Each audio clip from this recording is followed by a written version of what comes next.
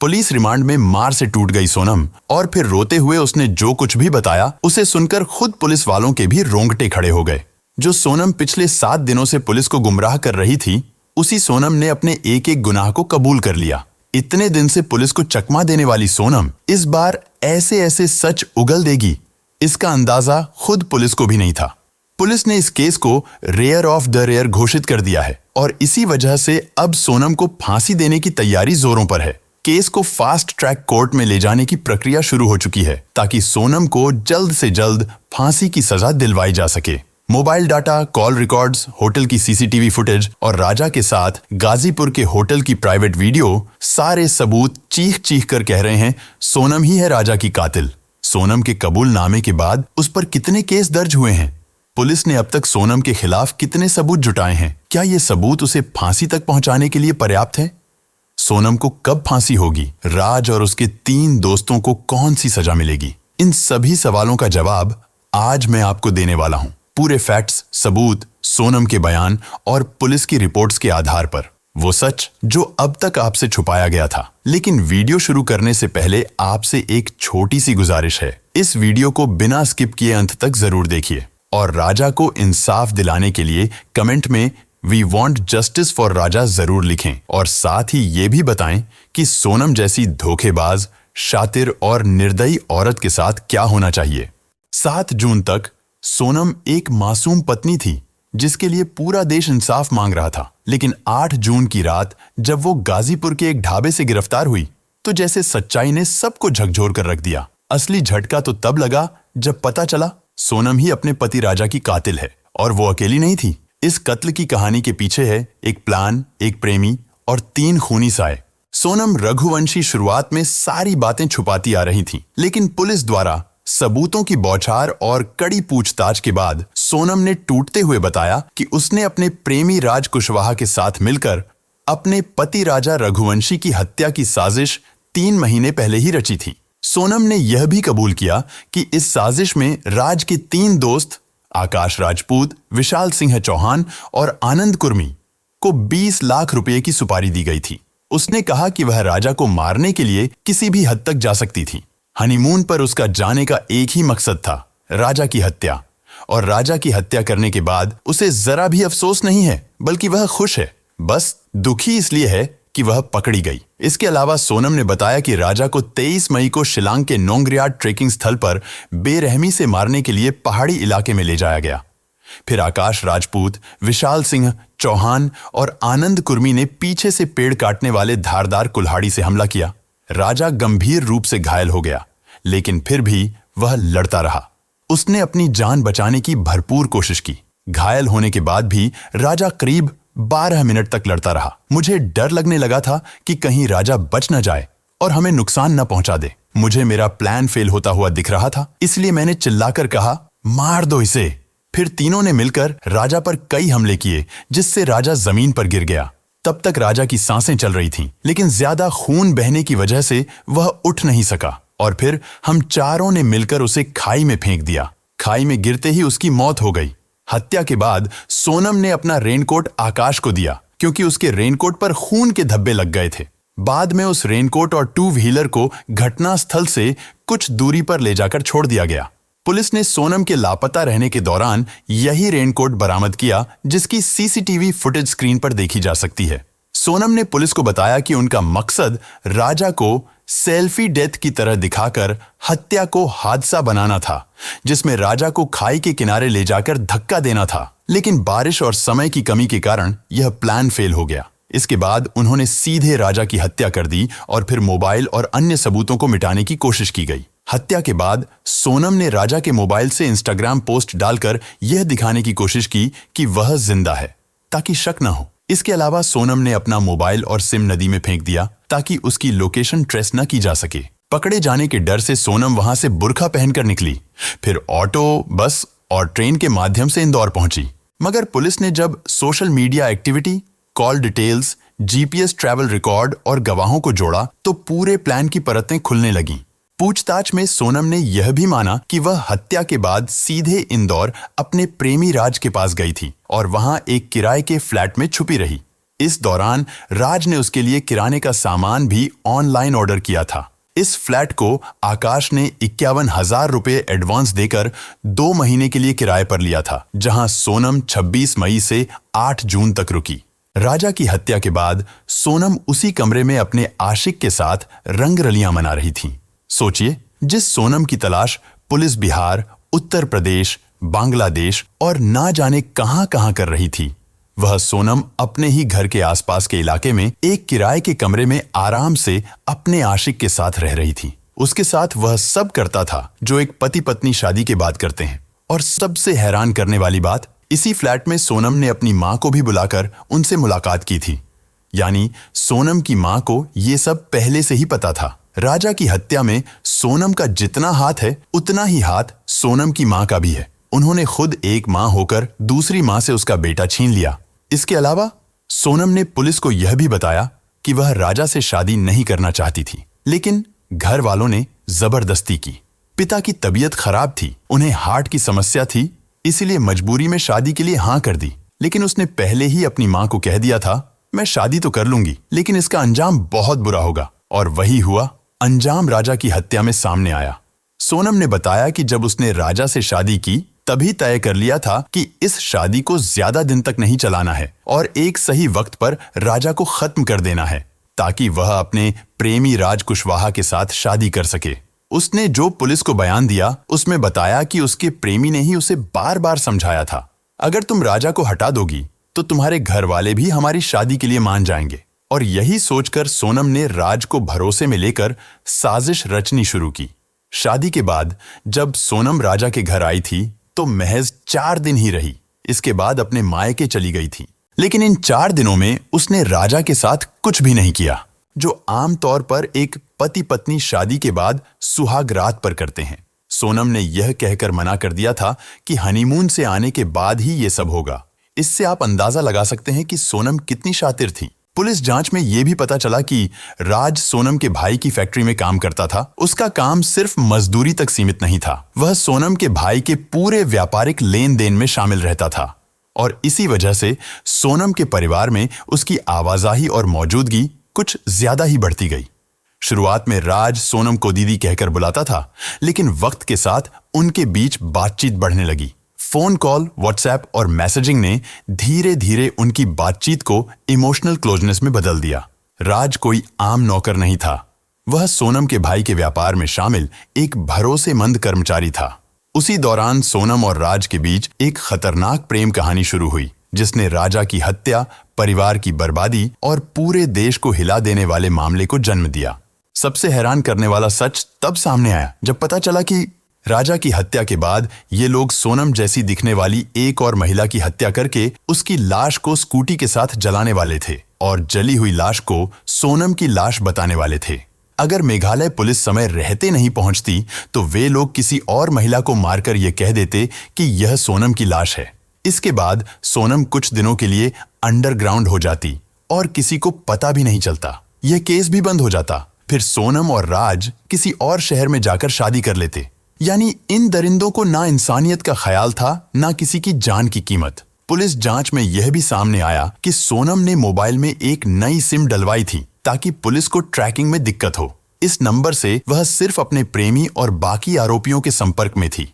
उसने ही फोन पर राज को पूरी जानकारी दी कि वह शिलोंग कब निकल रही है, कौन सा होटल बुक किया है और राजा की दिन भर की एक्टिविटी क्या क्या होगी, ताकि हमलावर उसे फॉलो कर सकें। इस केस में जो बात सबसे ज्यादा डराने वाली है वह यह है कि हत्या से ठीक एक दिन पहले सोनम ने व्रत भी रखा था। मेरा तो उपास है ना, मेरे को 2-3 बार बोल दिया। हाँ। मैं घूमने के चक्कर में अपनी 11 थोड़ी तोड़ूंगी। वही तो फिर मैं अभी फरियार बना रही तो मेरे को एकदम से याद आ गई कि आज तो मेरे बहू का उपास बापे।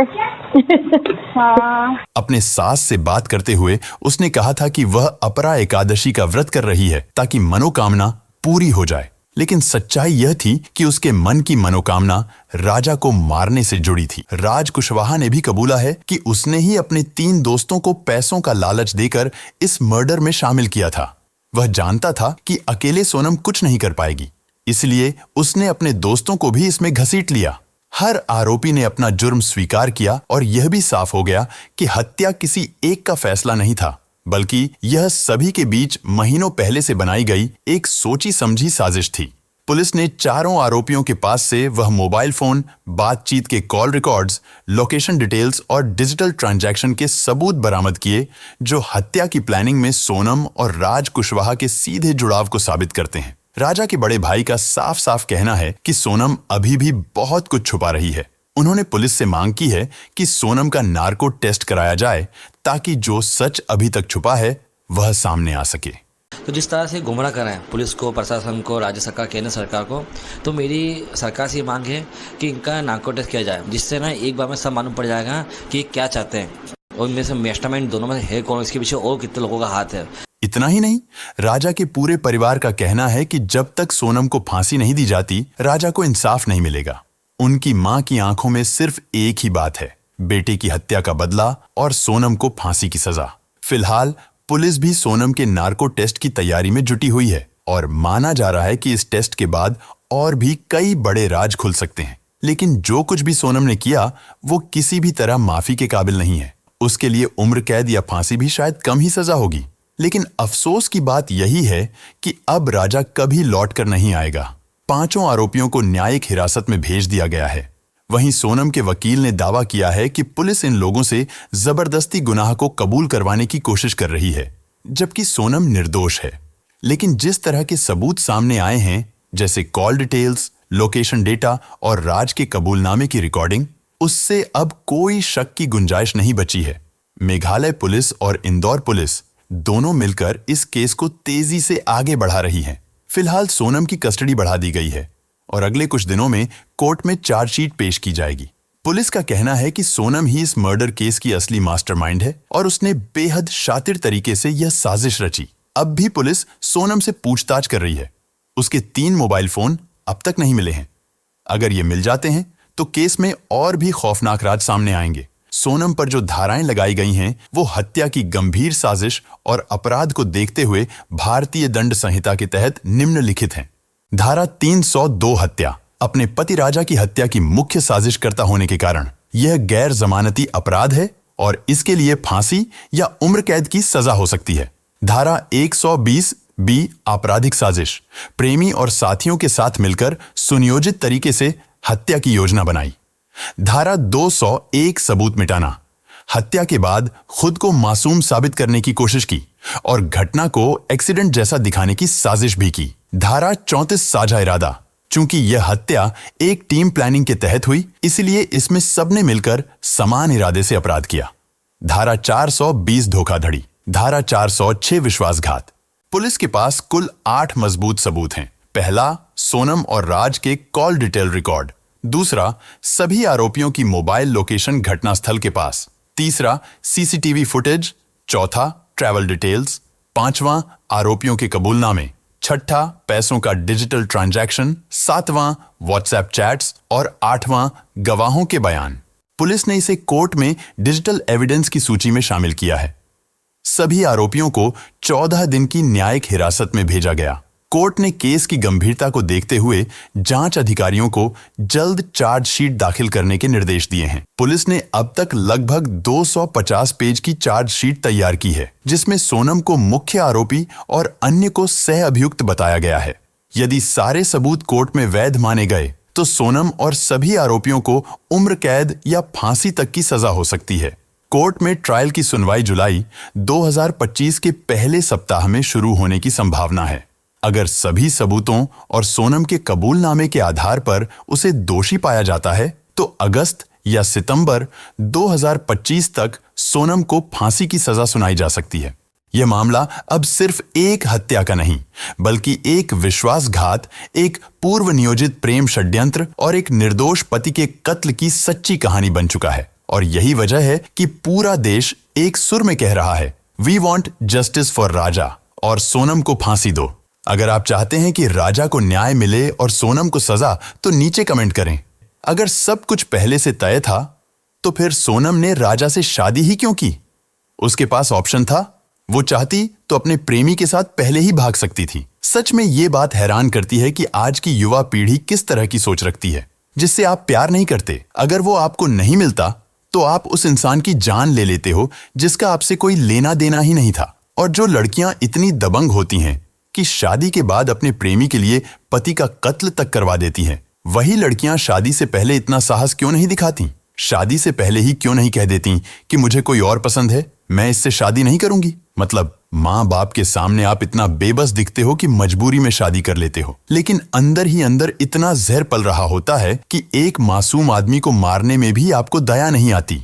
मुझे नहीं पता ये कैसी सोच है, लेकिन इतना जरूर कह सकता हूँ, इस सोच ने न जाने कितने घर बर्बाद कर दिए और हजारों लाखों लोगों को डर में जीने पर मजबूर कर दिया। वीडियो के अंत में मैं बस आपसे एक बात कहना चाहूंगा, जब भी कोई लड़का अपने माता पिता की पसंद से शादी करने जाए तो लड़की से उसकी डिग्री या बायोडाटा ना पूछो, उससे पसंद नापसंद ना पूछो, उससे बस ये पूछो कि तुम्हारा किसी से अफेयर तो नहीं है। अगर है तो मुझे बता दो, मैं ये शादी कैंसिल कर दूंगा, ये कहकर कि मुझे लड़की पसंद नहीं है। शायद इस एक सवाल से किसी और मासूम राजा की जान बच जाए, शायद आगे कोई और बेकसूर शिकार न बने। ऐसे लोगों को सिर्फ उम्र कैद नहीं, फांसी की सजा मिलनी चाहिए, ताकि समाज में डर बने और कोई भी पत्नी प्रेमी के साथ मिलकर अपने पति की जान लेने की हिम्मत न कर सके। लोग लगातार सरकार से मांग कर रहे हैं कि आरोपियों को कड़ी से कड़ी सजा दी जाए।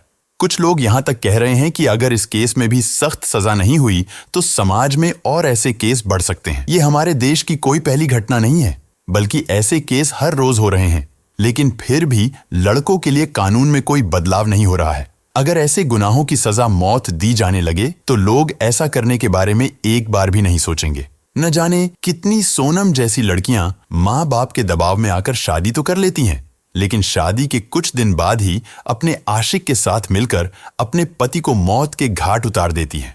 10-20 दिन लोग आवाज उठाते हैं, फिर सब कुछ सामान्य हो जाता है, फिर एक नई घटना होती है। अगर मैं उन घटनाओं को बताने बैठूं तो न जाने कितने घंटे लग जाए। कुछ दिल दहला देने वाले केस जैसे कि उत्तर प्रदेश की प्रगति यादव शादी के 15 दिन बाद पति दिलीप यादव की हत्या अपने प्रेमी अनुराग यादव और सुपारी किलर रामजी नागर को 2 लाख देकर करवाई। मैनपुरी यूपी की आमना ने पति साजिद को नींद की गोलियां दी, बेहोश करके प्रेमी सुमित के साथ मिलकर सिर पर वार किया, शव जला दिया। महाराष्ट्र की रंजू चौहान ने प्रेमी शाहरुख और उसके साथियों की मदद से सोते हुए पति चंद्रशेखर का गला घोंटकर हत्या की। लखनऊ की राखी राठौर ने प्रेमी धर्मेंद्र राठौर और उसके छोटे भाई के साथ मिलकर पति शत्रुघ्न का गला घोंटकर हत्या की और हत्या को हार्ट अटैक दिखाने की कोशिश की।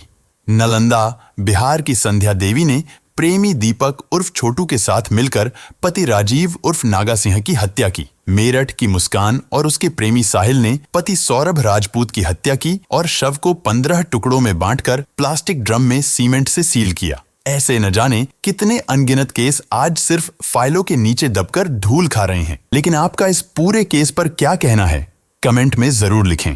इस वीडियो को ज्यादा से ज्यादा शेयर करिए ताकि लोगों को सोनम की हकीकत पता चल सके और राजा को न्याय मिल सके। साथ ही इस केस से जुड़ी हर अपडेट पाने के लिए चैनल को सब्सक्राइब करके बेल नोटिफिकेशन को ऑल पर सेलेक्ट कर लें ताकि हमारी नई वीडियो की नोटिफिकेशन आपको सबसे पहले मिल सके।